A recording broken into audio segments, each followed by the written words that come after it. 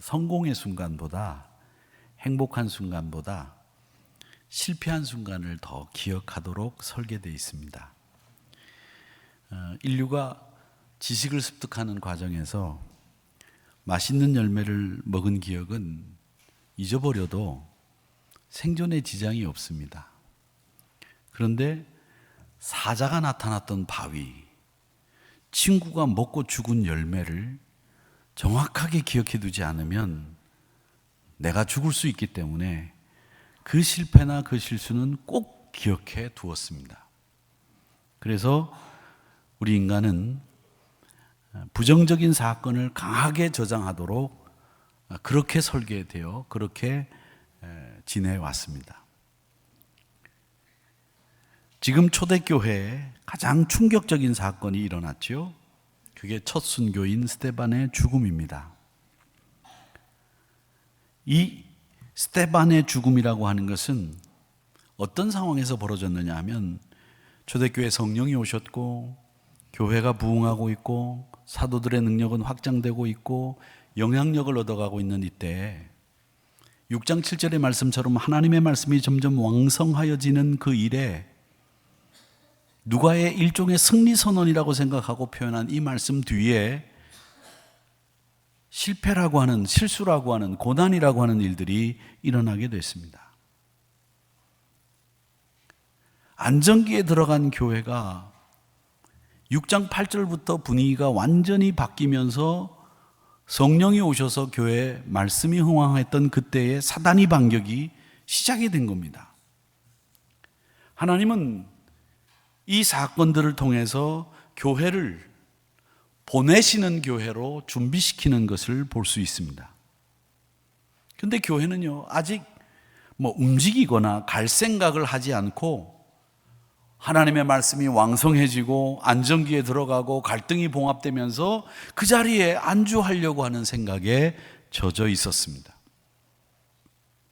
이 안주라고 하는 것은 성공하게 되고 안정이 되면 자연스럽게 일어나는 현상입니다. 이렇게 해서 잘 됐으니까 또 다음에도 이렇게 하고, 이렇게 해서 우리가 잘 이루었으니 이제 머물러 있자라고 하는 생각을 하게 되는 거죠. 이렇게 안주하고 머물러 있는 생각이 도움이 될 수 있을까?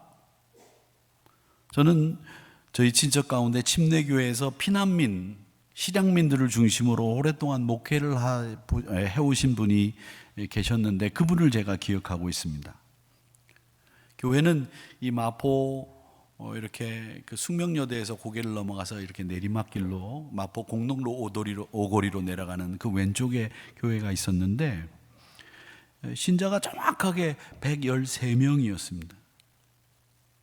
한 분이 돌아가시면 112분이 되시고, 누가 장가를 가서 아이를 낳으면 다시 113명이 되고, 거기서 114명이 되는 경우는 없습니다. 전도하지 않아요. 이북에서 내려온 자기 고향 사람들끼리 신앙생활을 하면서 누가 오는 것도 반가워하지 않고 당신들끼리 신앙생활을 하셨습니다. 파주에 교회 묘지가 있는데 그 묘지도 북향이에요. 돌아가셨어도 고향 땅, 북녘 땅을 바라보겠다는 일념으로 묘지도, 다른 사람들은 동향이나 남향이나 이런 쪽을 바라보는 묘지를 사는데 이분들은 북향을 향한 묘지를 사셔서 북쪽만 바라보겠다, 이런 마음으로 여름에 가도 그 교회 묘지는 시원해요. 해가 안 드니까. 철저하게 자기들끼리 안주하며 자기들끼리 신앙생활을 하시다가 그곳이 개발이 되면서 지금은 다 아파트촌이 돼버렸습니다. 교회가 이사를 가면서 흩어지고 사라져버렸습니다. 마치 예루살렘 교회는 지금 그런 상태예요. 성공적인 상태, 승리의 상태, 안온한 상태가 가장 좋은 상태인 것 같죠. 사마리아나 이방 땅으로 구원을 향한 열정을 가지고 떠날 채비가 전혀 안 돼 있는 거예요. 사도행전 1장 8절에서 온 유다와 사마리아와 땅끝까지 이르러 내 증인이 되라, 이렇게 말씀하셨는데 준비가 안 돼 있는 거죠. 8장 1절 말씀에 보면 그 같은 교회에 어떤 일이 일어났는지를 보고하고 있는데, 사울이 죽임을 당함을 마땅히 여겼고 그날에 예루살렘에 있는 교회가 큰 박해를 당해서 사도 외에 유대와 사마리아 모든 땅으로 흩어졌다, 이렇게 이야기하고 있습니다. 인간의 눈으로 보면 이거 비극이죠. 박해를 받아서 교회가 뿔뿔이 흩어지고 완전히 와해되는 것 같은 생각이 들었지요. 그런데 이 박해는 하나님이 이 초대교회의 거룩한 등 떠밀기였습니다. 민들레 씨앗이 세계 바람이 불어야 사방으로 퍼져나가듯이 박해라고 하는 강풍을 통해서 이 복음의 씨앗이 유다와 사마리아와 온 땅으로 번지도록 실어 날랐던 겁니다. 자, 그런데 이 누가는 오늘 스데반을 소개하고 있으면서 이 스데반을 이렇게 묘사하고 있습니다. 뭐라고 묘사하고 있느냐면 성령과 지혜가 충만한 사람, 믿음과 성령이 충만한 사람, 은혜와 권능이 충만한 사람. 여기서 중요한 결합이 나오는데 은혜와 권능이라고 하는 거죠. 은혜는 인격이에요. 권능은 사역의 힘이에요. 신학자 깔바르트라고 하는 사람은 교회가 힘을 추구할 때 타락하고 은혜만 말할 때 무력해진다고 했습니다. 은혜만 말하면 다 될 것 같은데 무력해진다는 거죠. 근데 스데반은 은혜와 권능이 함께 어우러진 사람이었습니다. 부드러우면서도 진리가 아닌 것에는 타협이 없고 진리를 위해서라면 목숨을 같이 바칠 각오가 되어 있는 사람, 이런 사람이죠. 쉽지 않은 사람이죠. 그러니까 어떤 사람에게는 이 사람은 은혜의 사람이고 어떤 사람에게는 이 사람은 위협스러운 존재입니다. 빛이 비치면 먼지가 다 드러나지 않습니까? 빛이 비치지 않으면 먼지가 없는 것 같아요. 깨끗해요. 근데 빛이 쫙 비치면 먼지가 뽀얗게 앉아 있어요. 청소 좀 하세요.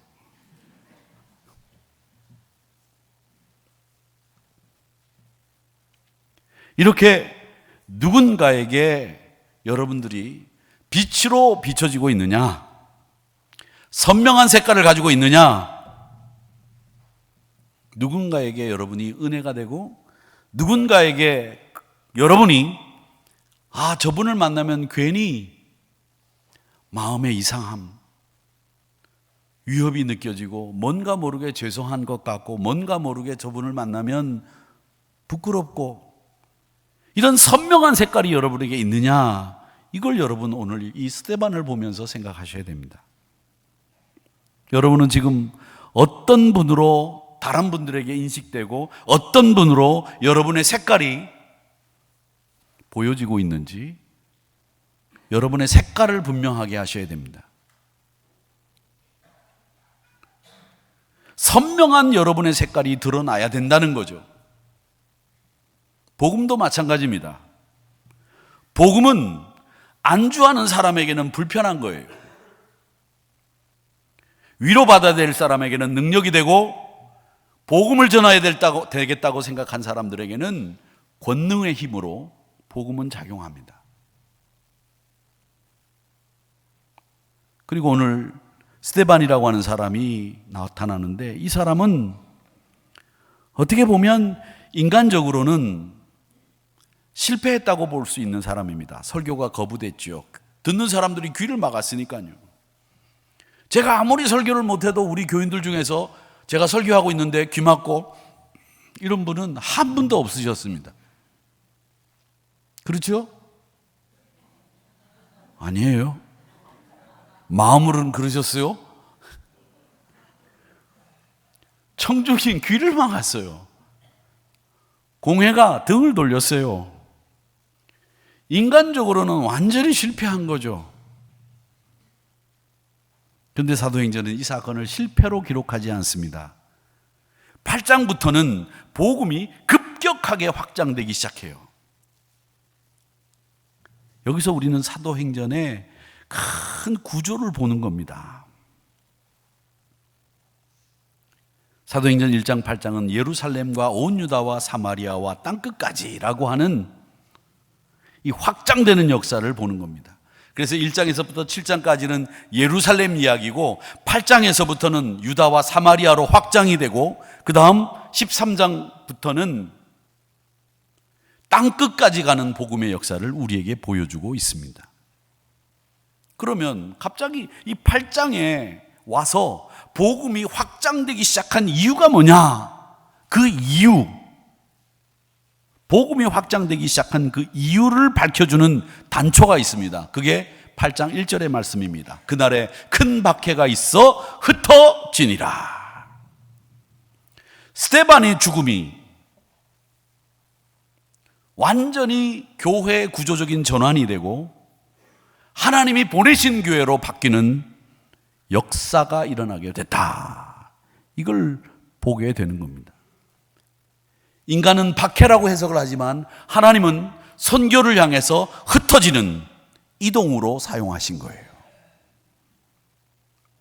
그러니까 여기서 우리는 한 가지 신학적인 원리를 발견하게 되는데 그게 뭐냐? 하나님은 안락을 통해서 편안함을 통해서 확장시키는 것이 아니라 고난을 통해서 하나님은 하나님 나라를 확장시키시는구나. 이걸 배우는 게 되는 겁니다. 오늘 본문을 보면 이 스데반과 교회의 적대적인 세력들이 어떻게 움직였는지를 또 보여주죠. 여러분들도 어디에서나 적대적인 세력을 만날 수 있습니다. 나를 반대하는 사람들. 근데 이 반대하는 사람들은 항상 세 가지의 과정을 통해서 이 반대의 실력을, 반대를 행하게 됩니다. 그 먼저 첫 번째가 뭐냐면 논쟁을 합니다. 스데반이 지혜와 성령이 탁월해서 그 능력을 감당할 수 없을 정도로 탁월하니까 논리에 밀리면 말꼬리를 잡아서 논쟁을 하는 거예요. 적당하고 합리적인 근거가 없으면 말이 될 거리를 찾아서 그것으로 이슈화하는 논쟁을 계속 벌여 나가는 겁니다. 이게 이 적대 세력들이 하는 일입니다. 9절에 보면 회당 사람들이 스데반과 논쟁을 했다고 돼 있죠. 자신들의 지식으로 전통으로 스데반의 주장을 꺾으려고 했는데 지혜와 성령으로 말하는 스데반을 이기지 못했어요. 이럴 때 사용하는 비겁한 수단이 뭐냐면 논쟁이에요. 말꼬리를 잡고 시비를 걸고. 여러분에게 누군가 말꼬리를 잡고 시비를 자꾸 걸면 그분은 나를 반대하는 분이구나 알면 됩니다. 그 다음 어떤 과정을 거쳐가느냐? 중상모략의 단계로 넘어갑니다. 논쟁에 패배한 사람들은 언제나 사람들을 매수하고 사람들의 환심을 살려고 애를 쓰고요.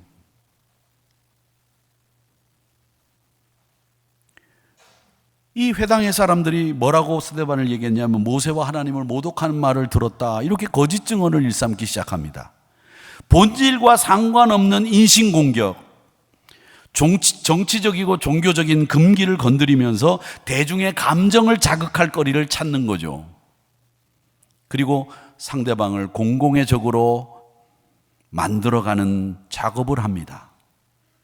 그리고 그 사람이 말하는 모든 메시지나 뜻을 대중들이 알아차리지 못하게 하기 위해서 그 사람의 도덕성을 떨어뜨리는 작업을 하는 것이 이 반대 세력들이 하는 두 번째 작태입니다.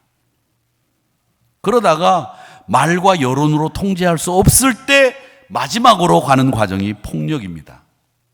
스데반을 공회에서 잡아서 끌고 나가 성 밖으로 내가서 돌로 쳤습니다. 이때는 이성이나 법적인 절차가 마비되고요. 이때는 광기 어린 모습으로 모든 것이 글로 향하게 되는 거죠. 예수님이 십자가에서 고난당했을 때에도 바로 그런 논쟁, 중상모략, 폭력으로 이어지는 그 과정이 그대로 실현되었다는 거죠.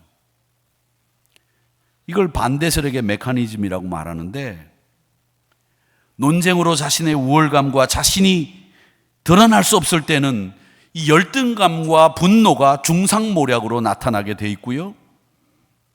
이 중상모략을 당한다고 하면 그 상대방은 지금 열등감에 젖어 있고 분노에 차 있다는 증거입니다.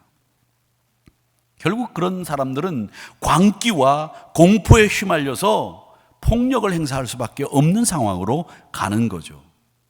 이게 스데반이 지금 죽음을 당하는 과정 속에서 나타난 이 일들은 적그리스도가 사탄이 교회를 부수고 성도들을 공격하기 위해서 썼던 2000년 동안의 교회사에 보면 정확히 나타나 있는 반복되는 역사입니다. 앞으로도 교회를 공격하고 앞으로도 여러분을 신앙생활 하지 못하도록 방해하는 모든 사탄의 공격은 이렇게 논쟁, 중상모략, 인신공격, 그리고 폭력으로 이어지는 과정을 통해서 여러분의 신앙생활을 회파하려고 사단들은 달려들 거라는 겁니다. 스데반이 고소를 당했죠. 고소당한 이유가 아주 단순합니다. 성전을 거슬려 말했다. 율법을 모독한다. 유대인들에게는 이게 최고의 신성 모독입니다. 그런데 스데반은 파괴나 율법을 거부한 게 아니에요. 율법의 완성을 말한 거죠. 이 스데반의 설교의 핵심이 뭡니까? 하나님은 여러분 예루살렘 성전이라고 하는 그곳에 한 곳에만 묶이는 분이 아닙니다. 이렇게 얘기했었어요. 하나님이 한 장소에 묶이는 분이라고 하는 것이 이스라엘 사람들이 지금까지 가지고 있는 생각이에요. 그래서 예루살렘 성전에 오지 않으면 안 된다.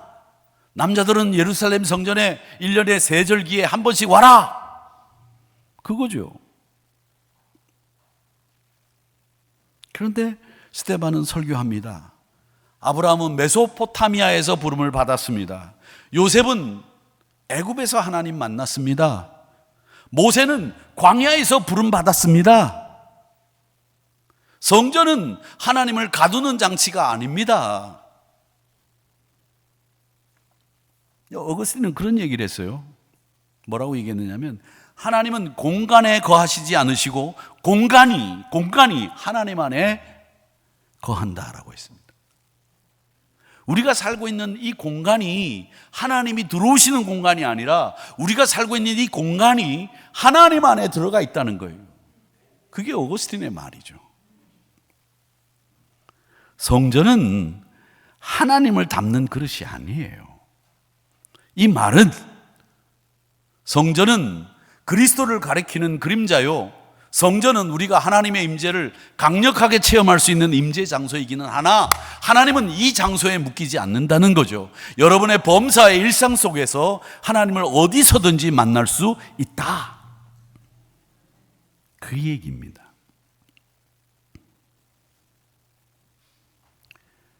그렇게 스데반은 성전을 절대화하는 유대인들의 사고방식을 해체한 거예요.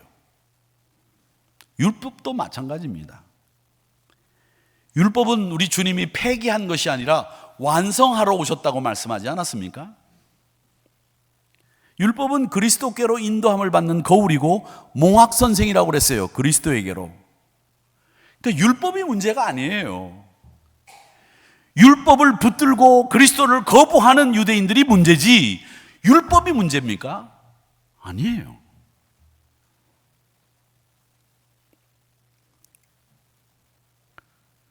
스데반의 설교는 역사 강의가 아니었거든요.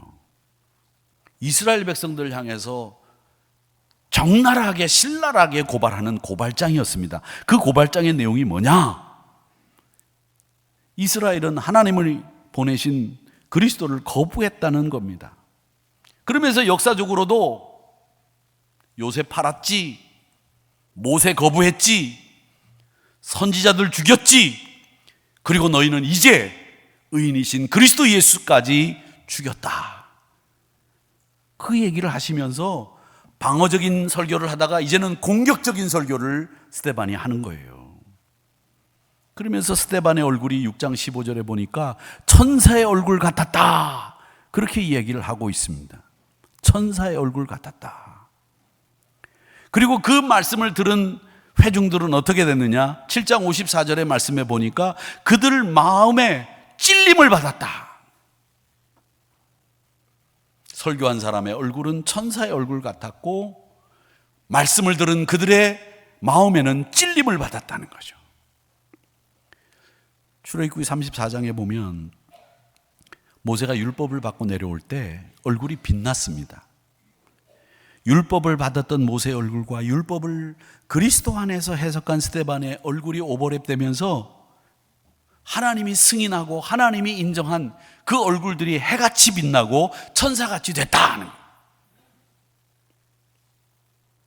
우리 빌기는 여러분의 얼굴들도 천사의 얼굴같이 해같이 빛나기를 축원합니다. 다른 데서는 아멘 안 해도 여기서는 아멘 해야죠. 그죠? 크게 아멘 하셔야죠. 제가 2부 예배 때는 그렇게 얘기했습니다. 여러분 얼굴이 해같이 빛나고 천사의 모양처럼 그렇게 환하게 비치면서 우리 교회 예배를 드릴 때 불을 다 꺼도 환해서 조명을 안 켜도 되게 그렇게 환했으면 좋겠습니다. 그랬더니 아멘 하더라고요. 참 천년덕스럽게.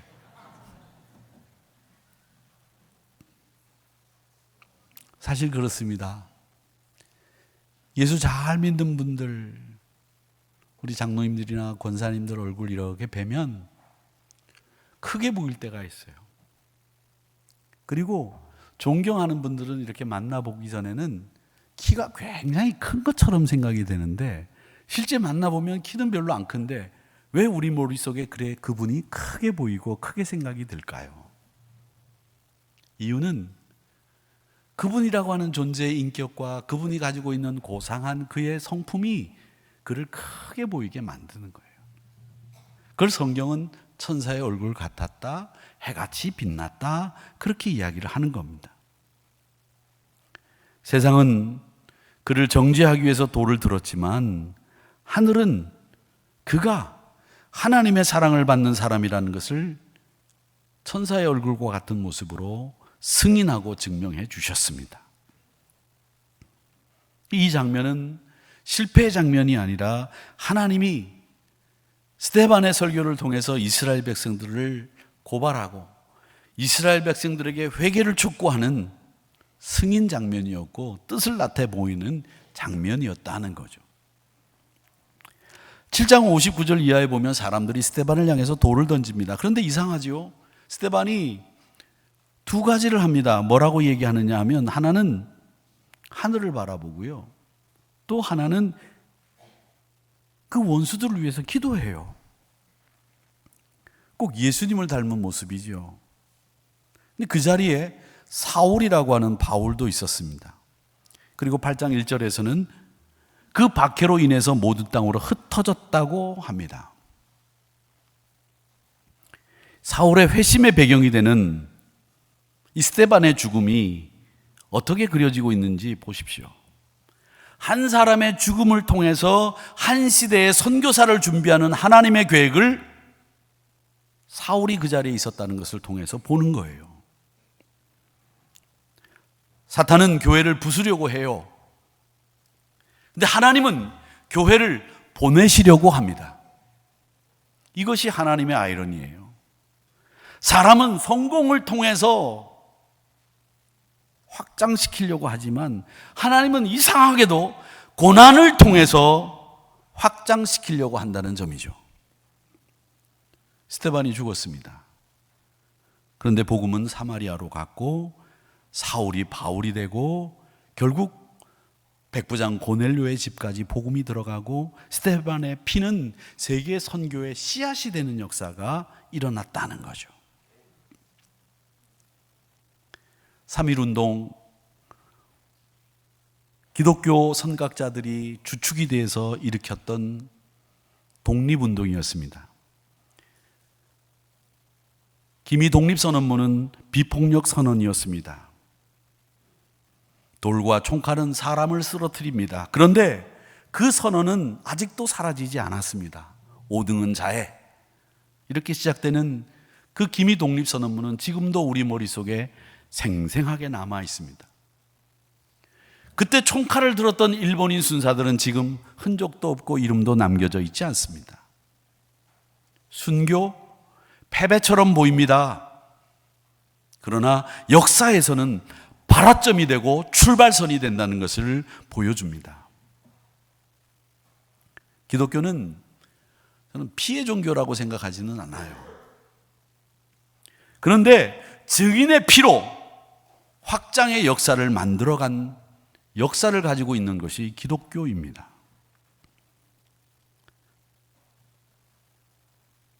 오늘 본문에게 우리에게 묻는 질문은 뭐냐? 너희들 뭘 붙들고 있느냐 하는 거예요. 성전이냐, 형식이냐, 그리스도냐, 흩어짐을 두려워하고 있느냐, 직장의 변화, 환경의 변화, 사람의 이동. 여러분 환경 속에서, 여러분 일상생활 속에서 여러분이 맞는 변화들을 어떻게 생각하고 계십니까? 아, 이건 누가 그렇게 해서 저렇게 해서 이런 일 저런 일들을 다 세상적인 테두리 안에서 인과응보로 하는 원인 결과로 생각하고 계십니까? 아니면 하나님이 이 일을 통해서 나에게 어떤 메시지를 전해주고 있는지를 생각하고 계십니까? 이런 일상생활 속에서 일어나는 일을 통해서 하나님이 나에게 뭘 전하려고 하고 어떤 메시지를 주는지를 지금 생각하고 계시는지요? 고난을 세상 사람들은 그냥 단편적으로 실패로 해석합니다. 우리가 볼 때도 스데반의 설교는 실패한 것처럼 보여요. 누가 들었습니까? 그 설교 귀 막았어요. 공회도 설득하지 못했습니다. 그리고 돌에 맞아 그냥 죽었어요. 속절없이. 그런데 그날부터 사도행전의 복음은 전 세계로 퍼져나가는 역사를 우리에게 보여주고 있지 않습니까?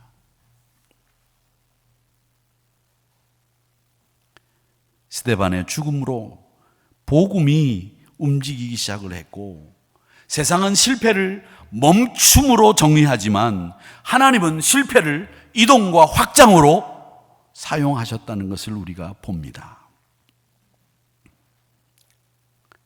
사랑하는 성도 여러분, 우리는 그리스도를 붙잡아야 되고 흩어짐을 두려워하기보다는 흩어지지 않고 모여있기만을 원하는 우리를 걱정하고 두려워해야 됩니다.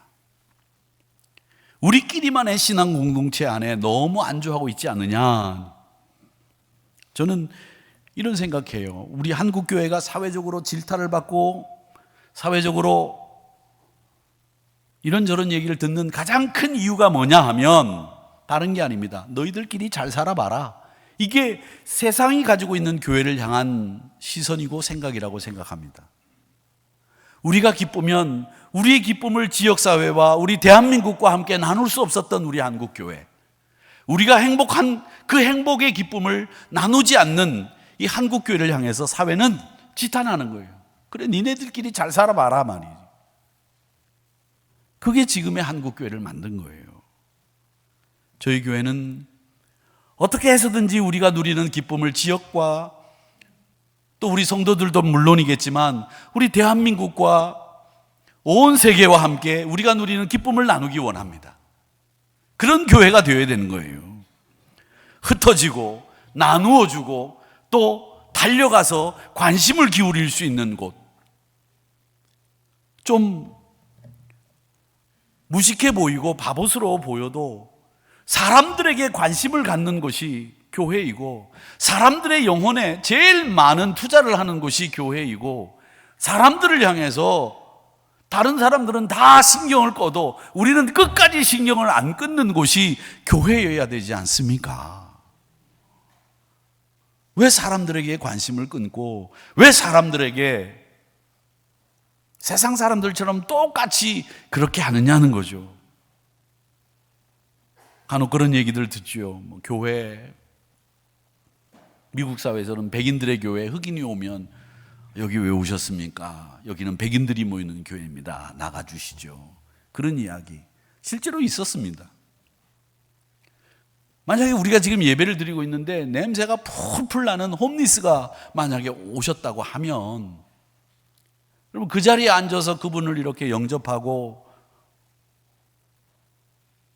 오늘 새신자로 오신 송미경 성도님처럼 옆에 딱 앉아가지고 이렇게 할 수 있을까요? 우리 옆에 앉으신 우리 김신성 권사님은 그렇게 하실 수 있는 분이라고 저는 믿습니다만은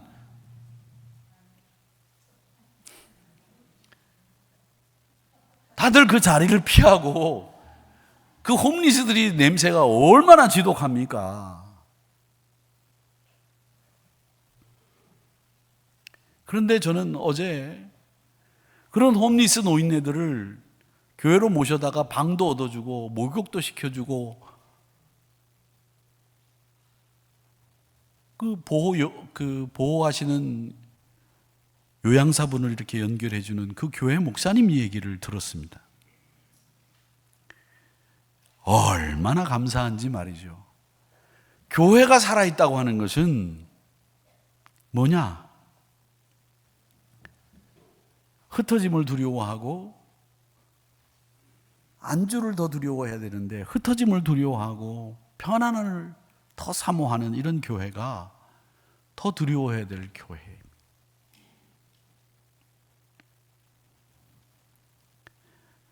교회는 흩어졌지만 하나님의 나라는 확장됐습니다.